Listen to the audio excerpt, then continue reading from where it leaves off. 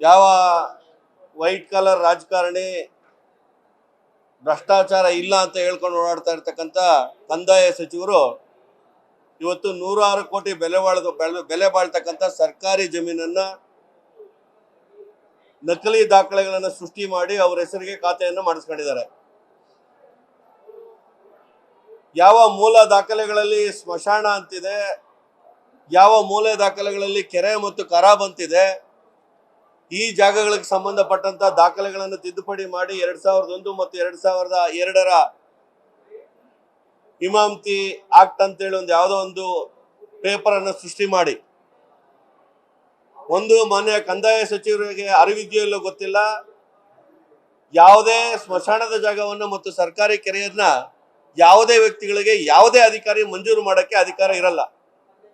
ಆದ್ರೆ ಇವತ್ತು ಫೋರ್ಜರಿ ದಾಖಲೆಗಳನ್ನು ನಿರ್ಮಾಣ ಮಾಡಿ ಸರ್ಕಾರಿ ಕೆರೆಯನ್ನ ಮತ್ತು ಸರ್ಕಾರಿ ಸ್ಮಶಾನವನ್ನ ತನ್ನ ಕುಟುಂಬದ ಹೆಸರಿಗೆ ಬಂದಂತೆ ಮಾಡಿ ಇವತ್ತು ಅವರ ಹೆಸರಿಗೆ ಜಂಟಿಯಾಗಿ ಸುಮಾರು 20 ಎಕರೆ 16 ಕುಂಟೆ ಒಂದು ಜಾಗ ಮತ್ತು 1 ಎಕರೆ ಜಾಗವನ್ನ ಇವತ್ತು ಅಕ್ರಮವಾಗಿ ಅವರ ಹೆಸರಿಗೆ ಆ ಖಾತೆಯನ್ನು ಮಾಡ್ಕೊಂಡಿದ್ದಾರೆ.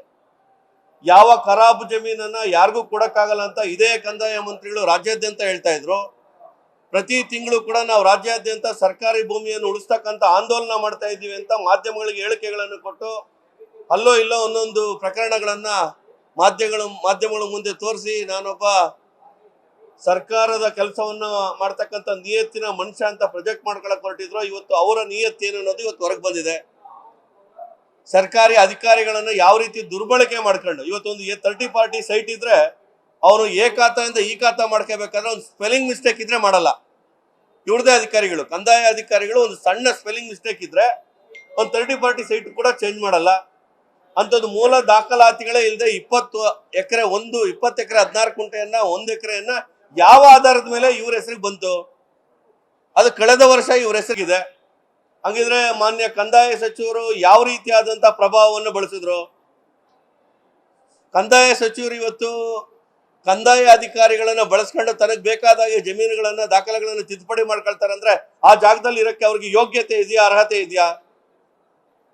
ಅದಕ್ಕಾಗಿ ಇವತ್ತು ನಾವೊಂದು ಆಗ್ರಹವನ್ನು ಮಾಡ್ತೇವೆ. ರಾಜ್ಯದ ಮಾನ್ಯ ಮುಖ್ಯಮಂತ್ರಿಗಳಲ್ಲಿ ಇಲಾಖೆಯಲ್ಲಿ ಈ ರೀತಿ ಇಲಾಖೆಯ ಸಚಿವರೇ ಭ್ರಷ್ಟಾಚಾರದಲ್ಲಿ ತೊಡಗಿರ್ಬೇಕಾದ್ರೆ, ಸ್ವಜನ ಪಕ್ಷಪಾತದಲ್ಲಿ ಇರಬೇಕಾದ್ರೆ ಅವರೇ ದಾಖಲಾತಿಗಳನ್ನು ತಿದ್ದೋ ದೃಷ್ಟಿಯಿಂದ ಅಧಿಕಾರಿಗಳನ್ನ ಕರೆದು ಮನೆಗಳಲ್ಲಿ ಊಟ ಕೊಟ್ಟು ಸಭೆಗಳನ್ನು ಮಾಡೋದಾದ್ರೆ ಮೊದಲು ಅವರನ್ನ ಸರ್ಕಾರದ ಮಂತ್ರಿ ಸ್ಥಾನದಿಂದ ವಜಾ ಮಾಡಬೇಕು.